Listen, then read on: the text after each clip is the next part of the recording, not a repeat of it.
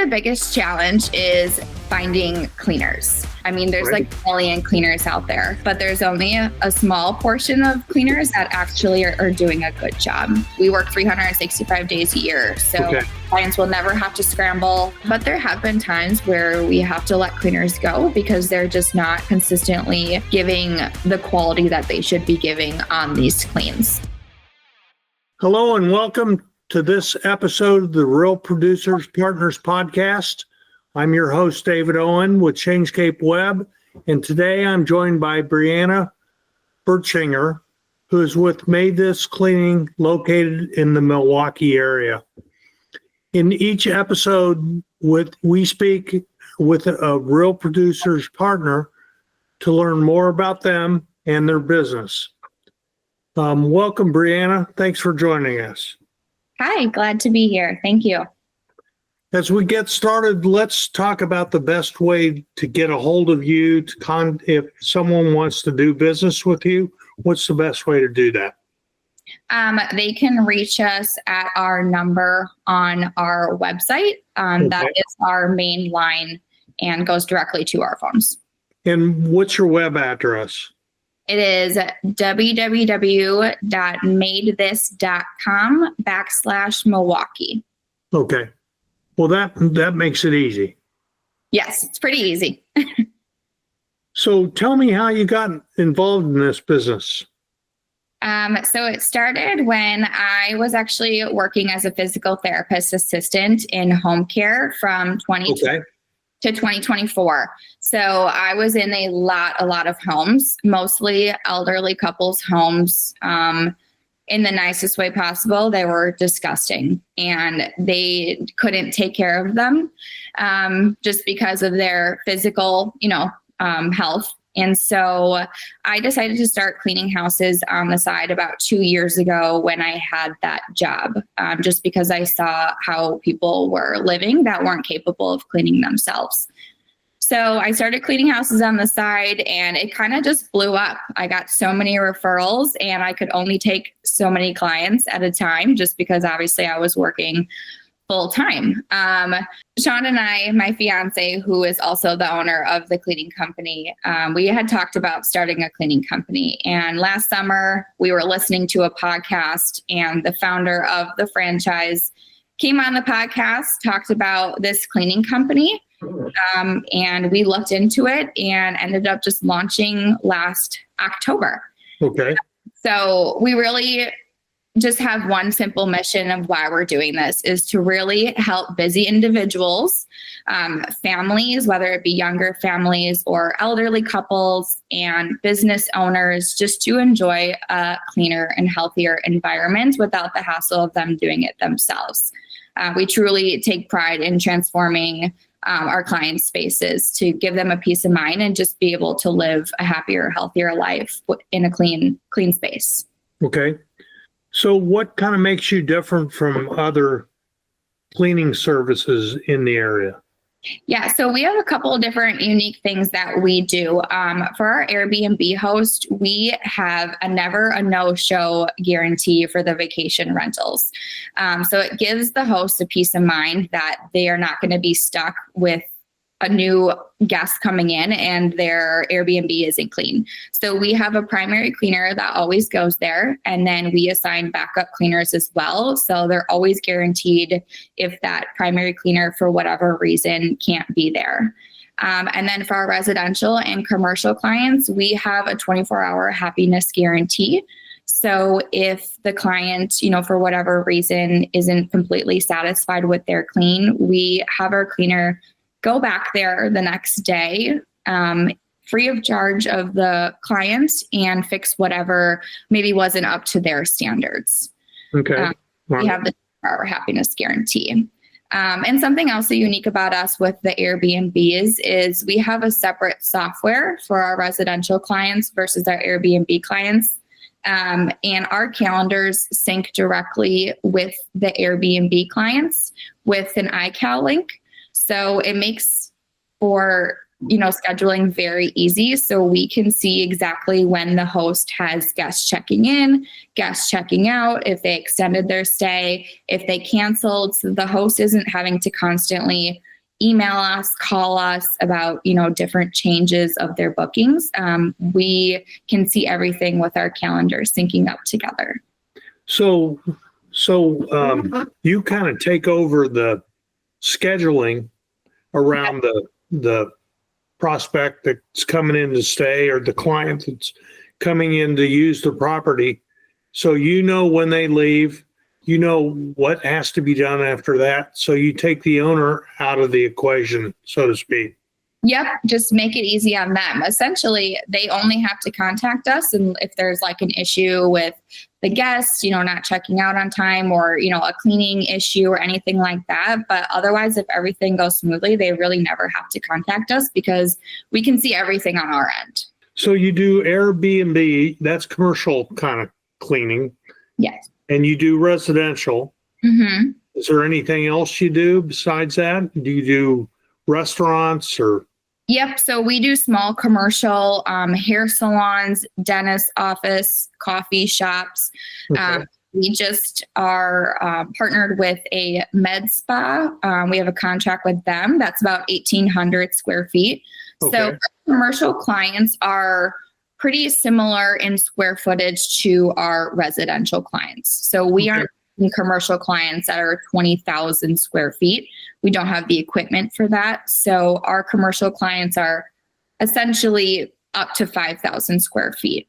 So how far in advance, if you were to book your services, how far in advance would that be? Ideally a week, but sometimes there are, days where we have openings where we could get there that same week. I will say our realtors are our last minute clients. They always need that move out clean like now. Of course. So we do try to accommodate that. If it's a last minute thing and we just truly don't have any cleaners that could accommodate it, I will go clean because I love doing it. I did it in the past and I don't mind going out there and meeting the client and doing it myself. So if it comes to that, I will go do it. So what's unique from an equipment perspective that you guys utilize that maybe a homeowner would not have in their house? As far as equipment goes, our cleaners supply all their own equipment. Okay. Can't essentially tell them what they can and cannot use, but we do try to say that a lot of our clients like the eco-friendly products with having young kids, animals. We try not to use those harsh products unless it's on like a move out clean where it needs a little bit more of that.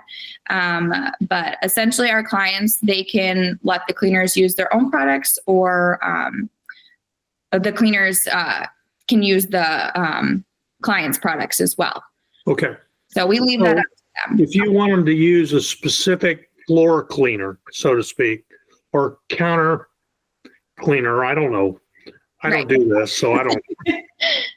They can provide that, and you guys will utilize that product. Yep. So if the client wants something specific, and we do have a handful of clients who, have specific countertops or have specific type of floors where they need those specific type of solutions to use, then the clients usually just provide it for the cleaners. Okay. So if it's an Airbnb, if that's like a vacation rental, yep. How do you guys get access to it? How do you coordinate that? Yeah. So on our software, we have each property set up with each specific owner. The owner sends us checklists that we input into our software, specifically how the clean should go. The cleaners have to take photos too. We do a verification photo where the host sends us a photo of like how the towels should look or how the coffee bar should look. And they have to take specific photos to match the host. Kind of a before and after. Yeah, right. And then as far as getting in too, we give specifics of all the lock boxes to each unit, and then lockbox codes to all the cleaning closets. So that's all laid out for the cleaners in the software. So what's the biggest challenge in your business? I can think of many. Yeah. I would say the biggest challenge is finding cleaners. We are not just looking for anyone and everyone. I mean, there's Right. like a million cleaners out there. But there's only a small portion of cleaners that actually are doing a good job. Okay. So I will say that the finding the cleaners is tough sometimes. We do go through a 5-step screening process to really make sure we are vetting our client or our cleaners. We have had them fill out the application online. We do a phone interview. We do the video interview. And then after that, we'll do a background check and then send them to a few test cleans with family and friends who can give us some good feedback on not only how they clean the house, but how they interacted with this client that they have no idea. Okay. So, we have times where these cleaners just won't show up to the test cleans. So if you're not going to show up to a test clean, we're not going to trust you to show up to an actual client's house. So Right. That's why we do all of the screening and the vetting to find cleaners, because it is hard sometimes. And like I said, we could have 100 cleaners if we wanted to, but they're not all going to be good. And, we take pride in giving our clients high quality cleaning. So what happens if a cleaner makes a mistake, like they use the wrong product on I don't know, I'm thinking bleach gets on something. Yeah. So like I said, we have that 24-hour happiness guarantee. So we will go back if there's an issue and try to make it right. If there's something that we, like you said, they use bleach and it can't come out of, a countertop or a side table or whatever it may be, we will refund the cost of whatever it may be to repair it. Just because that's not on the client, it's on them. And, we don't want to lose a client because of a cleaner, messed up. So we do try to make things right with the 24-hour happiness guarantee and then refunding if needed. What about laundry services or anything like that beyond just straight cleaning? Yep. So for our Airbnb hosts, we do laundry. All the Airbnbs have laundry on site. So that is one of the things that the cleaners have to do on the checklist is make all the beds. And then for our residential clients, that is something that is not like a standard for us, but if the client wants it, we can add it on. Typically, they're not doing the laundry. It's already new bed sheets set out on the bed. So the cleaners can strip the beds, put in the laundry and put the new ones on. Or if they have a basket of clean clothes, the cleaners can fold it and put it away. Our clients typically just show the cleaners where everything goes on the first clean. So that way they can just do it every single time. How do you come up with the process to do this? Is this, do you have a checklist of activities you go through? Yeah. So, how do you make sure it's consistent? Yeah. Because I'm sure you get cleaners that, I don't need to do that. Right. So we have an app that the cleaners use where they can see the booking details. So they can see their entire week of the cleans. We use a checklist to standardize the cleaning procedures that we have to try to avoid missing any details of the cleaning. So like I said, they have the app where they can see, we have checklist in there, but I also write some detailed notes in there if a client wants something specific done. I don't like to say every clean is standard and this is what we do on every clean, because we do offer customized cleaning plans to meet our clients' needs. So if they want something specific done in their home that's not on our cleaning checklist, I'll add it in the notes so that the cleaner can see, hey, they want the oven cleaned this time, or this time they want the ceiling fans and baseboards done. Yeah. So they can see everything in the app. Okay. All right. So the app really drives the activity. Correct. Yep. Yeah. Okay. Everything is in there. The checklist and specific notes that I try to be very detailed with each clean about different services that they want to. So when getting a new person in your organization to do the cleaning, do you go through the standard kind of process, or how does that work? How do you onboard somebody so they're following your process? Yep. So after they do the test cleans with us and everything goes well with that, we will do an onboarding call just like this. We'll do a Google Meet where we set them up in the app. We go over all the expectations. We go over all the checklists, the different types of cleans, residential, commercial, Airbnb, and the expectations for all of that. So like I said, we explain all the Airbnb onboarding stuff. We have a residential onboarding. So it's really going over each checklist to make sure that the cleaner knows the expectations of all the different types of clients that we have. And then, of course, they can always call you and ask questions. And I'm always checking in with the cleaners too, probably overly checking in just to make sure everything goes well. Like I like to see pictures. The cleaners can upload pictures in the app too. So I can, see how everything went and how it looks. Well, you want to make sure it's done right. I mean, that to me makes total sense. Yeah. But you want to make sure it's done right. And even with our clients too, like with our one-time clients, we always check in like a day or two after the cleaning just to see how everything went. And even with our recurring clients, we'll check in periodically like, hey, so-and-so, is everything still going well with your cleaner? Because we don't want them to start off good in the first few months and they're a biweekly client. Now the cleaner is starting to slowly, do a worse job. So constantly just checking in with those, recurring clients to make sure everything is still up to standard. So that brings up a point I was going to ask a question about. How do you guys contract? Do you do it on a one-time basis? Do you do it on reoccurring? And how often from a reoccurring? Yeah, so everyone is different. We have a lot of one-time cleans, especially from realtors. We get one-time cleans from them all the time. And then we have our residential recurring clients. We do monthly, bi-weekly, and weekly cleans. Some commercial cleans are every single day. Some are 3 times a week. So the frequency is kind of all over the place. Even with our residential clients, we have a client that wants it like every 5 weeks, 7 weeks. She kind of changes it depending on what she has going on. Sure. So we definitely make it, unique to whatever the client wants. There's not really like a standard that you have to go with. Well, that's good. And that flexibility, everybody's a little different in their needs. Yep. I can understand the reason to have that.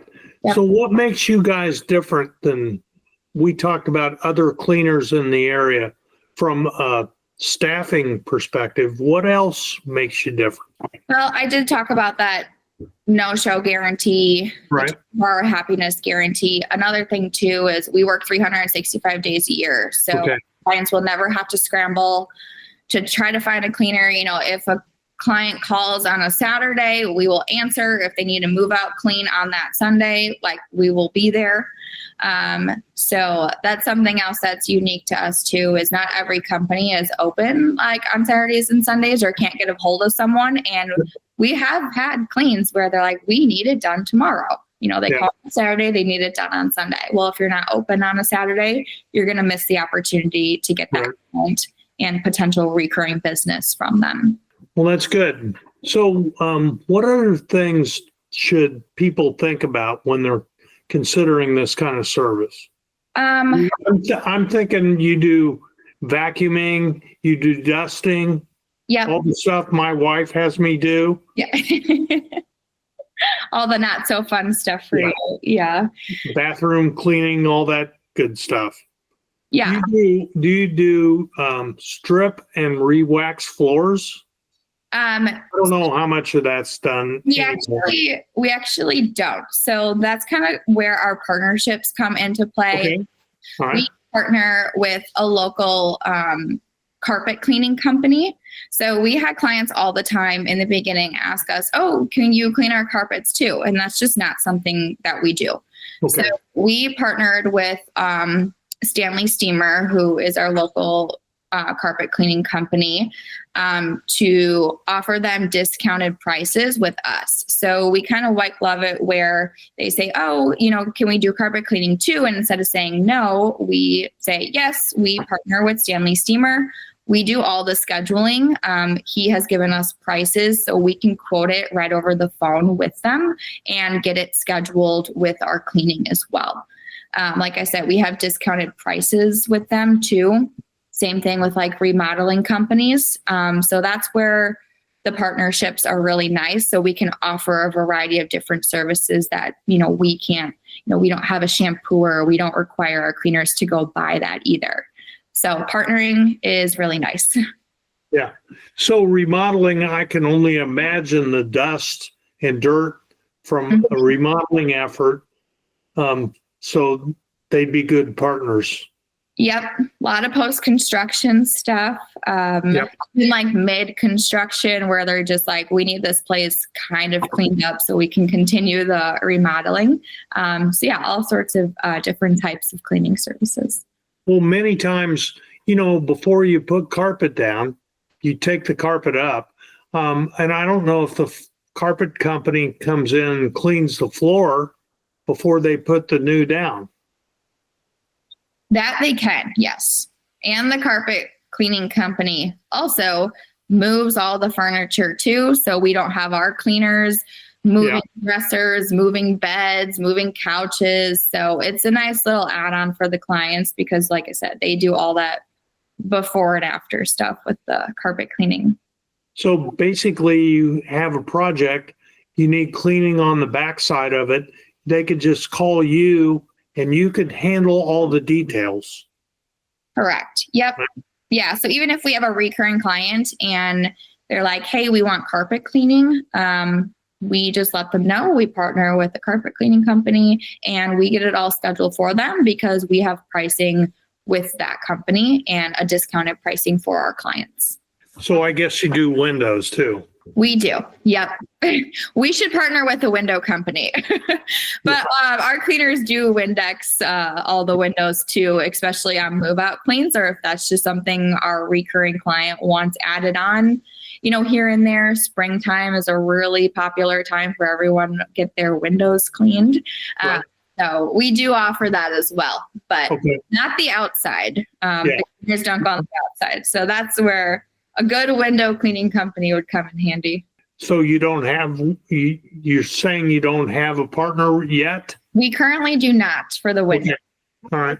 So what else should we talk about here that provides service to the folks that, want to get their digs, whether it's their home or their vacation rental cleaned up? What's the lead time on a vacation rental? It's probably not, lead time is not a big deal, but you ought to be, everybody wants it at once, so they ought to be reaching out to schedule it. Yep. And the vacation rental is very unique because they get last minute bookings. Like last week, they had a guest that randomly booked on a Thursday to stay over Thursday night. They check out at 11 on Friday and they needed that cleaning done and turned over by 3 p.m. on Friday for those next guests to check in. Okay. So, they booked it on Wednesday that they were going to stay overnight Thursday. So sometimes it is that last minute booking and getting cleaners there and assigned ASAP. So how far away do you go from the greater Milwaukee area? What's kind of your geography? We cover all of Milwaukee and Waukesha County. We have had clients that are like one-time move-out cleans that we will go farther for if they're a one-time clean, just because we're not going to be going back there if we have a cleaner willing to drive out there. Sometimes we will charge just a little bit extra if it is a pretty far drive outside of our territory for our cleaners to go. Most clients are very understanding of that. But for the most part, all of our recurring clients are within our Milwaukee and Waukesha County territory. All right. So you don't go up to Three Lakes or Green Bay or anything like that. We do not, unless our cleaner really wants to drive up there. One of our cleaners are willing to. Maybe they want to check out a vacation rental. Yeah, we would probably have to charge a pretty hefty travel fee. Yeah, I know it's tough to talk about this, but what if the cleaner makes a mistake, does something wrong? How do you guys, beyond a guarantee, how do you guys ensure that those mistakes don't happen? Of course, with the checklist, we try to be very detailed in there so they're not missing anything. If we don't say something and they miss it, that's kind of on us. So that's why we try to be very detailed. If a cleaner messes up and the client isn't satisfied, we do really try to talk to them and, go over what they messed up on and make sure it doesn't happen again. But there have been times where we have to let cleaners go because they're just not consistently giving the quality that they should be giving on these cleans. Even with up on time too, having cleaners consistently be late. We don't need our clients having to call us wondering where the cleaner is, things like that. So unfortunately, if it does keep happening, we will just let them go. Yeah, well, it's like any employee. Right. Yeah. If they don't show up for work, apparently don't want to do it. Right, exactly. Like I said, that's why we're not looking for everyone and anyone. We really try to vet the cleaners, but sometimes that quality that they start off with in the beginning doesn't always keep going. So unfortunately, if that happens, like you said, with any other job, it's kind of time to just move on. So I'm just going to ask you kind of a general question. You've only been doing this for a little over, not even half a year yet. Mm-hmm. Yeah, we launched in October. How's it going? It's going good. We've been very busy. Especially with our realtors too. I'm also a realtor, so I had a lot of realtor connections in the industry before launching this business. They just need so many different types of cleanings, pre-listing cleanings, open house cleanings, move in, move out, post-construction, all sorts of things. So we kind of launched in the slow season of real estate. Now we're coming up to where it's getting busy. So I could just kind of see our realtors giving us more and more cleans with that. Our Airbnbs do great for us too, because they're constantly having turnovers. They might have 3 turnovers a week, which is great. And then of course we love our residential clients as always, because they give us the consistent business. So do you do any work with retirement communities or anything like that? As far as like nursing homes and things like that, we do not. That's a little bit too large of a commercial client for us to take. Okay. Yeah, I was thinking about it. My mother-in-law is in a assisted, I call it assisted living. It's really not, we're the assistant. Yeah. But they hire people to come in like every other week to dust and sweep and do that kind of stuff. Yeah. And if it was for just like a specific resident in like the assisted living, we could have our cleaners go into there. But as far as cleaning the whole complex, no. Right. But like you said, if it was just their area, their room, we could definitely do that. So one thing she has to do is remove all the stuff from the tables, and get them out of the way. And I guess that's to make sure that nobody breaks anything. Do you guys require that? We do not. We do tell our clients that our cleaners, if there's like a side table and there's coasters, a candle, a lamp, whatever it may be, they will pick that up and clean underneath it. Okay. Now, if it is a table that is completely cluttered, you can't even see it, there's just piles of stuff on it, our cleaners are not organizing. So they are not going to take the time to organize it and then clean it up. So we do try to really let our clients know, as clutter free as possible is best. So they can, pick the stuff up and actually clean the surface.